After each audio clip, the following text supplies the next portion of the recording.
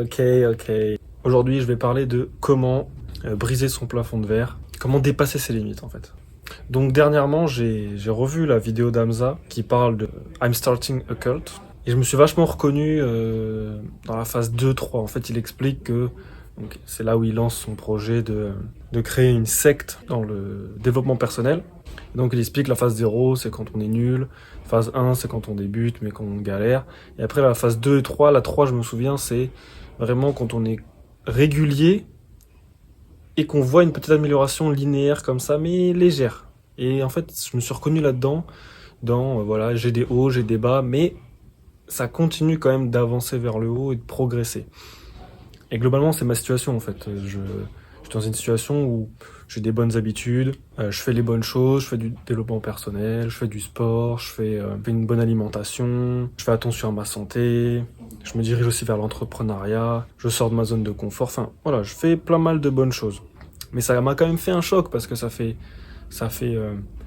plusieurs années, enfin des années même que je fais du développement personnel, enfin que je me concentre sur moi. J'ai découvert ça il y a peut-être en 2017, la toute première fois, les prémices, où je commençais un peu à m'intéresser à tout ça.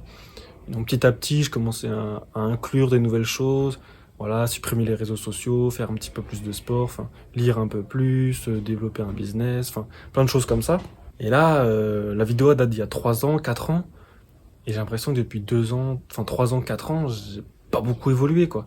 Je stagne, je sens que j'arrive à un plafond, j'arrive à un point où ça progresse plus, je suis bloqué, quoi. Je sens il manque quelque chose, quoi. Il manque quelque chose.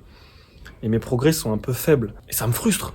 Putain, ça me frustre, quoi. Je me dis, frère, tu passes 3 ans à faire un truc sans grand résultat. Et là, aujourd'hui, je sens que j'ai besoin et que j'ai envie de casser ce plafond, de détruire ce palier et de progresser, de passer au stade supérieur. Et arriver à mon plein potentiel. Je sais que je peux faire mieux. Je sais que je suis capable de beaucoup plus, beaucoup plus. Et là, je m'en rends compte actuellement dans la période où je suis dans ma vie. Et du coup, c'est ça le problème aujourd'hui. Ça me fait chier de plafonner, ça me fait chier de stagner et de pas exploser, quoi. Là, j'ai envie que la courbe fasse exponentielle, quoi, et ça parte tout. Faut pas que je parle en anglais, j'aime pas ça, mais il faut que ça parte vers le haut à fond, quoi. Qu'aujourd'hui, pourquoi, je lis en même temps mes notes, hein. Aujourd'hui, pourquoi je stagne? Déjà, c'est que moi, j'ai un gros problème, c'est la régularité, la consistance, la régularité. Ça m'arrive souvent de me détourner de mon chemin. Là, par exemple, j'ai été 2 ans en couple avec mon ex-copine. Je procrastine aussi beaucoup, notamment à lancer ce business, à lancer cette chaîne. Ça fait des années que j'y pense, que je me dis, tiens, je pourrais le faire et tout, que je le fais pas.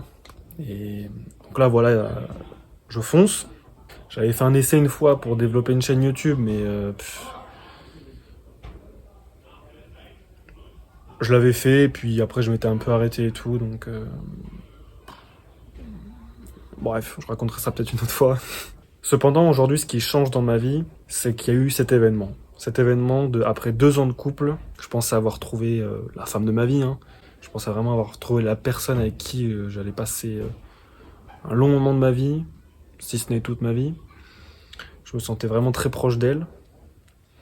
Et j'ai été très déçu de ce qui s'est passé dernièrement. Je me suis senti trahi par celle-ci. Donc voilà, c'est la vie, hein, c'est comme ça. Moi, je peux rien y faire en fait. Malheureusement, je suis pas responsable plus ou moins de ce que font les autres. Donc là, on s'est séparés dernièrement, il y a quelques mois. Putain, j'ai l'impression que ça fait un peu scripté là, mais j'ai réfléchi à ça hier soir, j'ai pris des notes parce que voilà, je voulais un peu que ça soit clair quand je parle et que je divague pas à droite, à gauche. Parce que je peux vite divaguer. Donc voilà, je me suis séparé. Voilà, ça m'a quand même fait un choc. Je m'y attendais pas du tout. Je pensais qu'on allait pouvoir surpasser nos difficultés dans ce couple. Ça n'a pas été le cas, c'est comme ça. J'irai pas plus dans les détails aujourd'hui. Mais ce qui est sûr, c'est que là, j'avance. Là, je sais que je me suis séparé, c'est compliqué. Je me suis beaucoup remis en question, mais j'avance. Là, je suis en Thaïlande. J'apprends la boxe thaïlandaise. Je sors de ma zone de confort, je suis jamais parti aussi loin à l'étranger comme ça.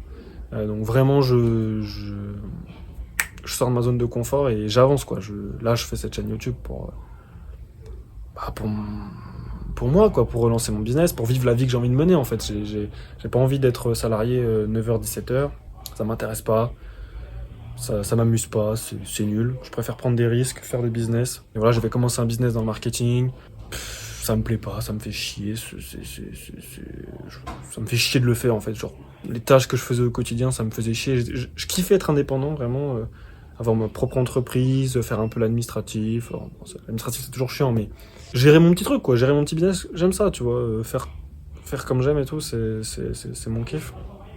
Mais les tâches que je faisais en termes de business, marketing, du consulting, des créations de publicité, machin chouette, vas-y frère, ça casse les couilles. Ça casse les couilles en fait. Tu fais que ça casse les couilles en fait. Donc pour revenir à la séparation, ce qui était vraiment l'événement majeur qui s'est passé dernièrement dans ma vie, je dirais que déjà c'est presque un cadeau. Hein. Je lis ça dans le livre L'art subtil de séduire. Mark Manson, il cite un autre livre, j'ai pas le nom, mais dans son livre, il cite un autre livre en disant que certaines choses, c'est peut-être le plus beau cadeau qu'on t'ait fait dans la vie. Ça a été difficile à l'admettre, mais aujourd'hui, ouais, je pense que c'est l'un des plus beaux cadeaux que j'ai eu dans ma vie de me séparer d'elle.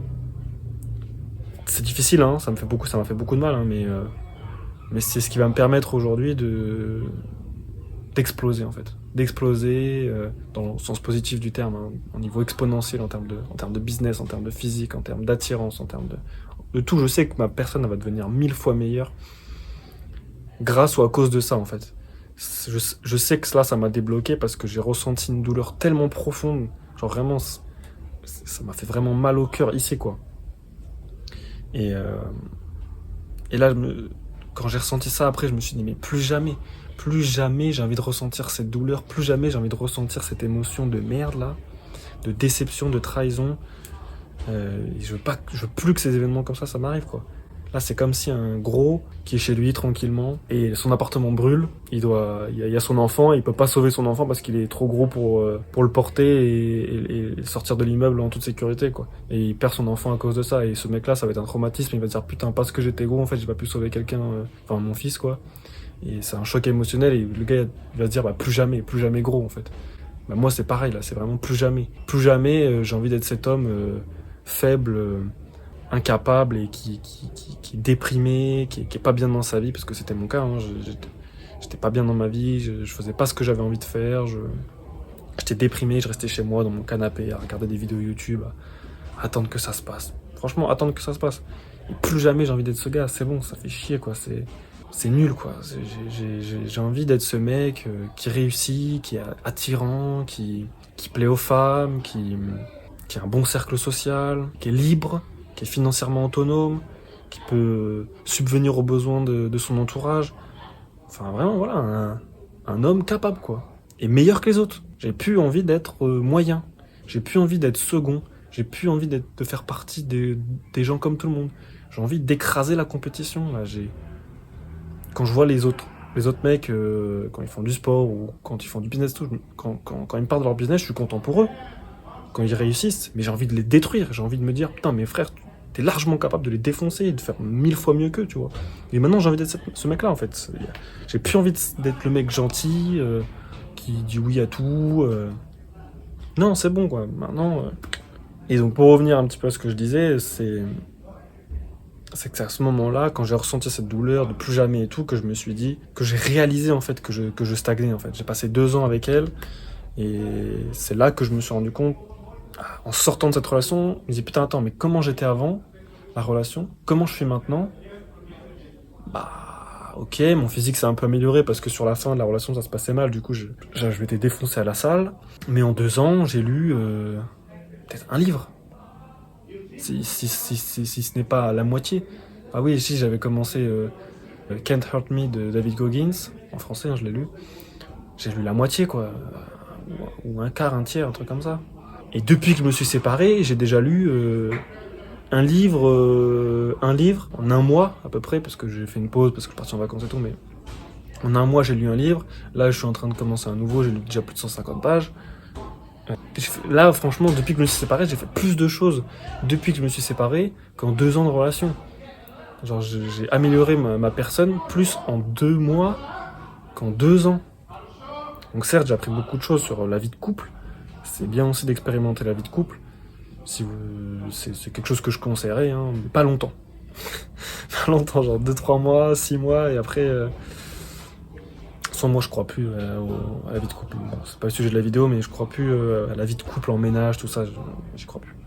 Donc j'ai réalisé que je stagnais, et que comme je disais juste avant, j'ai envie de casser mon plafond de verre, là, j'ai envie de sortir de ma condition, j'ai envie d'être meilleur, faire partie du top 1%, déjà du top 10, puis du top 5, puis du top 1, puis du top 0,1, puis du top 0,01, puis voilà quoi, juste être incroyable, genre. J'ai envie d'être incroyable maintenant. Donc aujourd'hui, les enseignements que je peux tirer de mon histoire, c'est déjà, je me fais une promesse à moi-même. C'est le point numéro 1 de cette vidéo. C'est que je me fais une promesse à moi-même, plus jamais,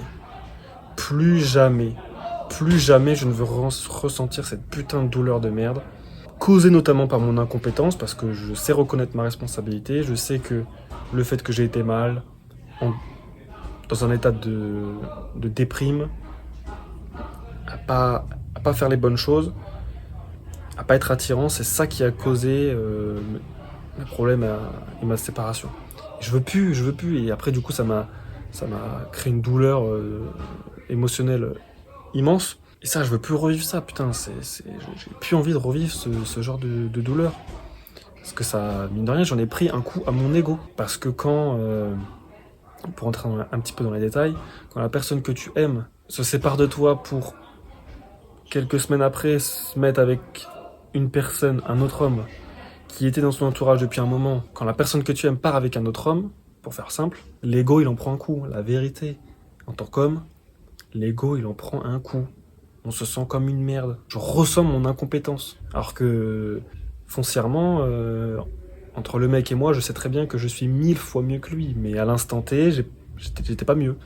Et à l'instant T, il a su mettre en avant certains avantages qu'il avait, et pas moi. Donc c'est comme ça, hein, les événements sont passés, donc on peut plus rien y faire maintenant, mais j'en ai pris un coup à mon putain d'ego. Et ça, nique sa mère en fait. Ouais, c'est ce que j'ai noté que je me suis senti humilié, quoi. C'est vraiment une humiliation. Donc ça, moi j'ai plus envie de ressentir ça en fait, c'est pas possible. Donc je me fais une promesse à moi-même. Là, Lucas, si tu vois cette vidéo dans quelques années ou dans quelques mois au gros caisse, plus jamais la vérité. N'oublie pas, rappelle-toi, au mois d'avril, au mois de mai, la douleur que t'as ressentie, mon frère. Souviens-toi là, ce que t'as ressenti là, quand t'étais par terre en boule là, en train de chialer à la limite là, etc., etc. Oublie pas tout ça, oublie pas. Remémore-toi cette douleur, parce qu'on veut plus que ça arrive, on ne veut plus que ça arrive. Deuxième point de la vidéo, c'est que maintenant il faut que je passe à l'action. Il faut que je passe à l'action pour éclater mon potentiel, pour faire exploser mon talent. Donc j'ai vécu des moments difficiles ces derniers mois, je me suis beaucoup remis en question, je me suis ressourcé, je suis allé dans une ferme en France, dans la campagne, pour un peu faire des travaux manuels, me reprendre confiance en moi, réfléchir à ma vie, etc. Je suis parti en vacances en Grèce avec un pote, on a bien kiffé un peu, ça m'a remis aussi en confiance avec les femmes, etc. En tout cas dans ma capacité à être toujours attirant, à être beau physiquement, à prendre soin de moi, toutes ces choses-là, quoi. Puis là aujourd'hui je suis en Thaïlande, j'apprends la boxe thaïlandaise, j'apprends tellement là, c'est super intéressant. Je me dépasse aussi physiquement. Voilà, j'ai quelques petits problèmes aux pieds, mais bon, je m'entraîne quand même tous les jours. Une fois par jour au lieu de 2 fois, et là je vais reprendre 2 fois. Mais c'est top, quoi. Je m'endurcis, je me dépasse physiquement, j'apprends des nouvelles compétences, c'est super important. C'est super important et je kiffe. Donc je me renforce. Et aujourd'hui même, je lance cette putain de chaîne YouTube. Enfin, cette vidéo, ça fait des jours, j'y pense. Ça fait des années que je me dis, putain, faut que je filme des trucs et tout. Faut que je partage, En fait, j'ai envie d'en faire mon business, en fait. Je sais que... Moi, je suis quelqu'un, j'aide les gens, en fait. Je sais que même gratuitement, j'aiderai les gens à se dépasser, à faire mieux. Et moi, je sais que je suis un catalyseur, en fait. C'est-à-dire que les gens qui sont autour de moi, ils s'améliorent avec moi. C'est comme ça. C'est comme ça que je suis. Je pousse les gens vers le haut. Je peux pas vous expliquer pourquoi. Je peux pas expliquer pourquoi. Mais c'est comme ça. Et ça, je le ferai même gratos, en fait. Aider les gens, c'est un plaisir pour moi. En tout cas, ça me fait pas chier du tout. Enfin, ouais, c'est un plaisir. Si, c'est un plaisir. Et j'ai envie d'en faire mon business. Enfin, parce que si je peux en faire mon business, c'est-à-dire que je peux en vivre. Et c'est-à-dire que je peux faire quelque chose que j'aime au quotidien. Et en plus, aider les gens à se dépasser, à faire mieux, à être plus heureux. Enfin, peut-être que je me trompe, allez, peut-être que dans quelques mois, ça me cassera les couilles de faire des vidéos tous les jours, ou tous les 2 jours, ou peu importe. J'en sais rien, peut-être que c'est pas le bon format, peut-être qu'il faut que je fasse des lives, peut-être que, j'en sais rien. Peut-être qu'il faut que je fasse que des coachings, peut-être que j'en sais rien. Mais je sais que, voilà, j'ai tellement regardé de vidéos de Hamza, d'autres mecs dans le développement personnel, qui font un peu ce format, qui font ces choses-là, je me dis, mais pourquoi je ne le fais pas, en fait? Pourquoi je ne le fais pas? Alors que au fond de moi, je sais que j'en ai un peu envie. En tout cas, j'y pense fort. Si j'y pense fort, c'est que j'ai un peu envie. De toute façon, j'ai pas envie d'être un salarié, donc autant faire ça en fait. Autant faire les trucs qui me font kiffer. Derrière, j'en fais mon business, je fais du coaching, je propose des formations, je propose des accompagnements. Je sais pas encore comment je vais le faire, mais c'est l'idée en fait. C'est l'idée du truc et voilà, faut que je passe à l'action. C'est le point le deuxième point qu'il faut retenir, que je dois retenir, hein, c'est surtout moi qui dois retenir, c'est passer à l'action. La vérité, moi je suis un mec, je pense trop, réfléchir, penser, écrire, regarder des vidéos, comment ci, comment ça, et comment je devais... Non frère, là encore une fois, j'étais en train de me dire, ok, bah où est-ce que je me place? Est-ce que je me place là? Est-ce que je me place là? Est-ce que machin? Et puis je me suis dit, attends, mais là on dirait que je suis dans une prison. Frère, on s'en bat les couilles, genre, vraiment, on s'en bat les couilles. Je filme, je fais, et quand c'est sorti, quand la vidéo est complète, la miniature, le titre, la publication, là, ok, j'analyse. Je dis, ok, bah voilà, j'ai fait ça, j'ai eu tel retour, j'ai eu pas de retour, peu importe. Moi, j'essaye de voir les axes d'amélioration. Et prochaine vidéo, bah hop, je fais un peu mieux. Peut-être que prochaine vidéo, la lumière sera un peu mieux, peut-être que le son sera un peu mieux. J'en sais rien. Mais c'est ça le truc, c'est Oussama Ammar d'ailleurs qui dit ça, il arrête pas de répéter que c'est l'action qui crée l'information. C'est en agissant qu'on acquiert de l'information, pas en réfléchissant. C'est pas réfléchir qui te permet d'agir en fait. Et c'est tellement vrai. C'est réfléchir, ça te fait pas passer à l'action en fait. Et faut agir. Et Lucas, rappelle-toi, agis. Frère, si tu revois cette vidéo encore, agis mon frère. Fais, juste fais. Genre arrête de réfléchir. C'est dur à dire, mais arrête de réfléchir. Prends l'habitude, frère. S'il te plaît. Troisième point de la vidéo, faut que je trouve un plan. Il me faut un plan pour arriver à mon objectif. Mon objectif, elle est plus ou moins clair. C'est être indépendant, style digital nomade, avoir mon business, être un mec attirant, être vraiment un homme supérieur, quoi. C'est un peu arrogant de dire ça, être un homme supérieur, mais c'est ce que je veux devenir. Je veux écraser la compétition. Je veux être le mec qui attire toutes les femmes. Je veux être le mec qui est libre financièrement, qui peut subvenir aux besoins de sa famille, qui peut subvenir à mes propres besoins et vivre une vie de rêve en fait, genre. On vit dans un monde, dans une société de consommation, certes, du capitalisme, et en fait, la vie c'est le business. On a accès à tellement d'activités, genre vraiment aujourd'hui tout est possible, genre. On vit plus au Moyen-Âge, on vit au 21e siècle. On peut faire des trucs de fou dans la vie. Et j'ai pas envie d'être un esclave. Je n'ai pas envie d'être un esclave moderne qui va au travail de 9h à 17h, qui fait 30 minutes de matin de trajet, 30 minutes de trajet le soir, voire plus, qui est coincé dans son appartement, qui peut pas bouger, qui peut pas profiter, Vas-y, c'est bon frère, j'ai envie de faire un truc de fou, quoi. J'ai envie d'avoir une vie de fou, en fait. J'ai envie de kiffer ma vie, en fait. Donc ça passe par des choses difficiles, hein, bien sûr, mais voilà, c'est un peu ça mon objectif, c'est d'être un homme supérieur, qui défonce tout, quoi, qui écrase la compétition. En plus, de toute façon, je le sais au fond de moi que j'ai un talent, j'ai un potentiel. C'est arrogant de dire ça, mais je sais que je suis un élu, en fait. Je suis pas comme tout le monde. Je le sais au plus profond de moi. J'ai longtemps voulu pousser cette partie de moi dans un coin de moi et le réfréner, le garder au fond de moi et faire comme si j'étais normal, mais je ne suis pas normal. À un moment donné, il faut que j'assume ça. Je suis différent, je pense différemment, j'ai des envies différentes et c'est ça qui fait que je vais écraser tout le monde parce que c'est moi en fait, genre juste, je suis incroyable en fait. Donc à l'instant T, oui, il faut encore que je me développe et c'est ce que je fais, mais je sais que je suis incroyable. Que je peux tout faire en fait, genre j'ai une capacité d'apprentissage qui est énorme, j'ai une capacité à me remettre en question qui est énorme, je sais que j'ai un esprit qui est malléable et que je suis capable de changer d'avis, mais je suis aussi capable de respecter mes valeurs, de respecter mes principes, de discipliner, ce que certaines personnes ne sont pas capables de faire. Enfin bref, mon objectif donc c'est de trouver un plan en même temps d'agir, parce que je vais pas attendre d'avoir un plan pour agir, c'est je pense en agissant et en faisant les choses que mon plan va se concrétiser. Donc en plus c'est bien à court terme là, il faut que j'agisse, il faut que j'agisse à court terme là. Frère, fais, agis. Cependant je sais qu'à long terme il va me falloir un plan un peu plus concret, un peu plus détaillé pour atteindre mes objectifs. Ça aussi il faut que je le détaille un peu plus. Mais là pour l'instant j'ai besoin d'agir, c'est la priorité. Quatrième point de la vidéo, c'est Lucas, il faut que tu te fasses violence. Là, en faisant cette vidéo, là ça fait 20 minutes que je parle, 25 minutes.